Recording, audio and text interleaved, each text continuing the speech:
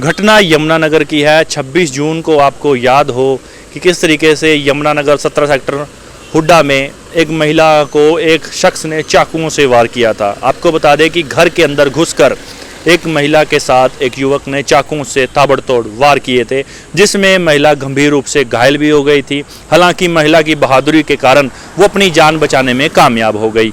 घटना ये थी कि एक शख्स यमुनानगर 17 सेक्टर में जो है पानी पीने के लिए एक महिला से मांगा। जैसे ही वो अंदर गई और बाहर आई, उसको पानी पिलाया। कुछ देर बाद उस शख्स को पता चला कि ये महिला घर पर अकेली है, तो उसके बाद जो है वो शख्स कुछ देर बाद दीवार फांद कर उसके घर में दाखिल हुआ। सीसीटीवी फुटेज जो है आप लोगों को पता ही है कि किस तरीके से सीसीटीवी फुटेज में भी वो शख्स दिखाई दिया था, और घर में घुसते ही चोरी लूट के इरादे से घर में घुसा और उसके बाद चाकुओं का ताबड़तोड़ जो है वार करने शुरू हो गए। महिला ने बहादुरी दिखाते हुए अपनी जान तो बचा ली, लेकिन गंभीर रूप से घायल हो गई। वहीं आज यमुनानगर पुलिस को एक बड़ी कामयाबी हासिल हुई है। आपको बता दें कि वो शख्स जो है सहारनपुर का रहने वाला है और उसको पुलिस ने आज गिरफ्तार कर लिया। आपको बता दें कि यह शख्स ग्रेजुएट है और कंस्ट्रक्शन साइट में एज ए सुपरवाइजर काम करता था।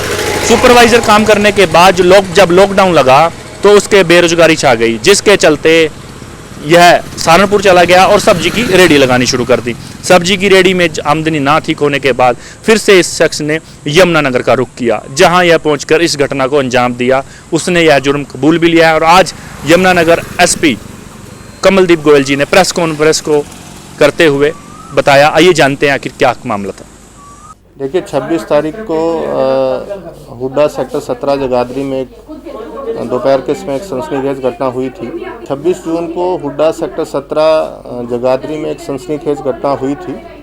इसमें एक मकान में लगभग 11:40 पे दोपहर के समय एक व्यक्ति पहले एक महिला से डोरबेल बजा के उसने पानी की डिमांड की। जब महिला ने उसको पीने के लिए पानी दे दिया तो उसके लगभग 20 मिनट के बाद वो घर के जो पीछे का खाली हिस्सा है वहाँ से वो दीवार कूद के घर में प्रवेश करता है।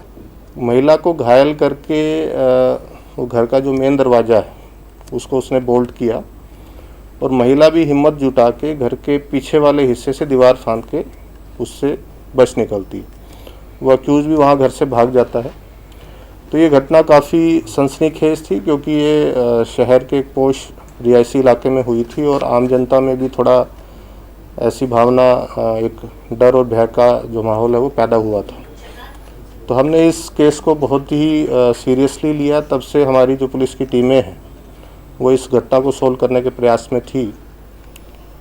तो हमने काफ़ी मेहनत के बाद इसमें जो अक्यूज है इसको कल अरेस्ट किया है। इसका नाम धर्मेंद्र है, सहारनपुर का रहने वाला है।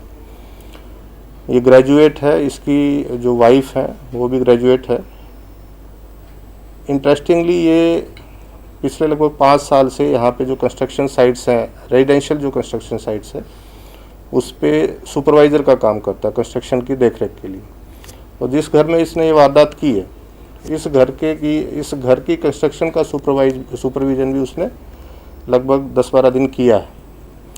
और इस कंस्ट्रक्शन के बाद इसने जो महिला के पति हैं उनके बड़े भाई का मकान भी पास में ही बन रहा है, उस साइट पे भी इसने कंस्ट्रक्शन के सुपरविजन का काम किया है। लॉकडाउन में फिर ये जब यहाँ पे कंस्ट्रक्शन एक्टिविटीज़ बंद होगी तो ये अपने सहारनपुर वापस चला गया और वहाँ पे इसने सब्जी की रेडी लगानी शुरू कर दी। तो जब लॉकडाउन के ये नियम थोड़े खुले तो फाइनेंशियल डिस्ट्रेस क्योंकि ये फेस कर ही रहा था, तो इसने फिर इसके दिमाग में ये आया कि मैं वहाँ अगर उस घर में घुसूँ, इस तरह की वारदात करूँ तो मेरे को वहाँ से कुछ पैसे मिल सकते हैं। क्योंकि ये घर का जो अंदर का स्ट्रक्चर था उससे वाकिफ़ था और इसको ये अंदाज़ा भी था कि इसमें शायद वो महिला वो अकेली मिल जाए। और यही पुष्टि करने के लिए वो घर में अकेली है या नहीं, वो उसने पहले एक बार उससे पानी मांगा था। तो इसको हमने कल गिरफ्तार कर लिया है और इसको हमने 2 दिन के पुलिस रिमांड पे है। तो पूछताछ में इससे जो भी हमारी आगे की इन्वेस्टिगेशन है उसमें हम पूरा इसको लिंक।